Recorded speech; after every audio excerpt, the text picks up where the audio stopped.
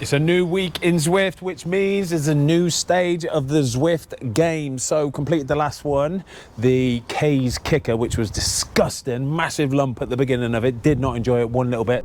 You're lying to me.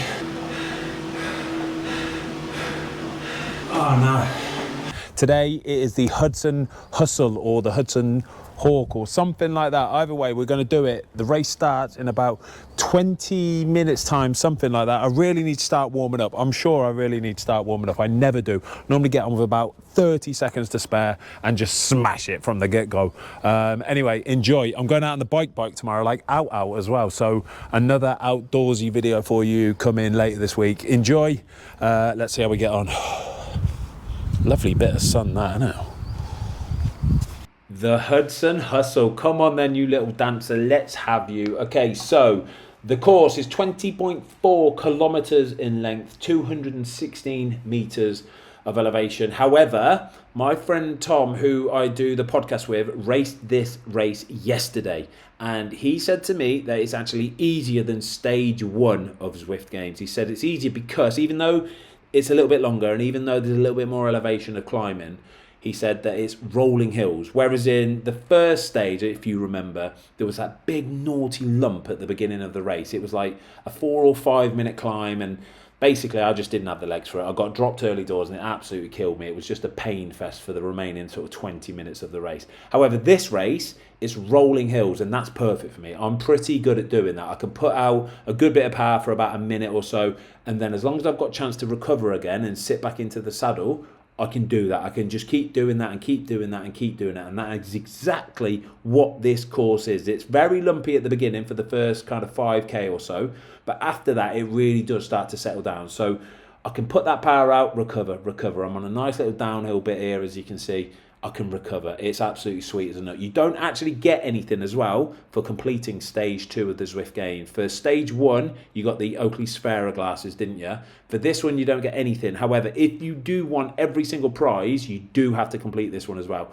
And then on stage 3, I think you get a Zwift Games kit, which, you know, like I say, everybody loves freebies, don't they? It's as simple as that. So there's a couple parts in this race you really need to be wary of. One of them is coming up now. I'm going to slow it down for you in a second, because if you're not prepared for it, you can really get cut adrift and you might have to use a matchstick to catch back up to the pack again. So I'm going to slow it down. You can see in front of me, it looks like a travelator out of the Gladiators. This little thing here, it's 19%. It's a 19% naughty little climb, and you can see I saw it coming. I've raced this little track before somewhere, and I knew that if I get out the saddle 10 or 15 seconds before that little travelator, then that power at that pace will just see me all the way to the top of it. It's as simple as that, and that's exactly how it is. But if you don't do it, I promise you, you're burning matches to get back on. I promise you, you are burning matches. There's another one coming up in a minute as well. I'm going to show you what that one looks like. But I've got to say, I do enjoy this track. I really do. You'll see in a minute where I come in the race, and that's by the by, because I'm going to try it again later on this week, because I think with real fresh legs and knowing what the track looks like, I might have a genuine chance of doing something in this race.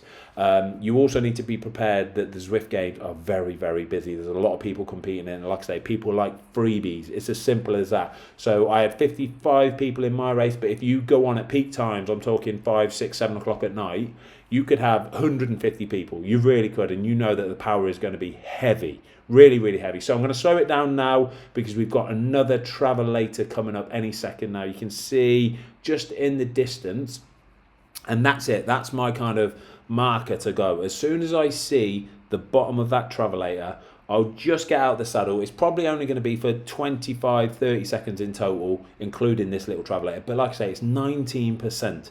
If you haven't got that pace and the power already going, you're going to struggle to get up it. You might even get dropped off the back, especially at this late stage of the race as well. However, I put the power out. It catapults me all the way to the front of my little pack, and boom, we are ready for the remaining, 3 kilometers of the race. And it's all about to unfold in front of my very eyes any second now, because it's pretty flat now. It's pretty flat towards the finish, but naughtily it finishes on another little kicker. It's not a crazy kicker, but I guarantee you that kicker will be the thing that decides an awful lot of winner in this stage of the Zwift Games. So I'm burning a little bit, okay? My heart rate's 160, which means I'm working. Average watch, 265, and any second now, my race, well, it gets decided. Let's just say that. It's as simple as that. I'm trying to stay with the pack, but there's a couple people in my group that have got different ideas. I think I'm in Cat B, by the way. Does my little dot being green mean that I'm in Cat B? I think it does. I'm normally a Cat C rider, so I'm kind of happy with how I'm doing, to be honest with you, right now. I really am.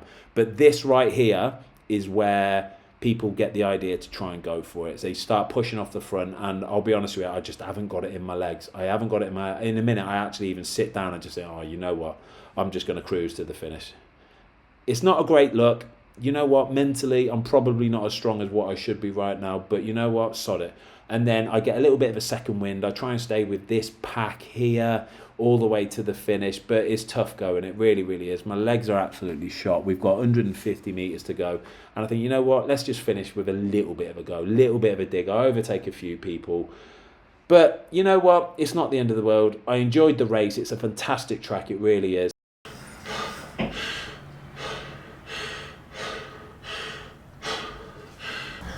Right, there you go. Wasn't to be.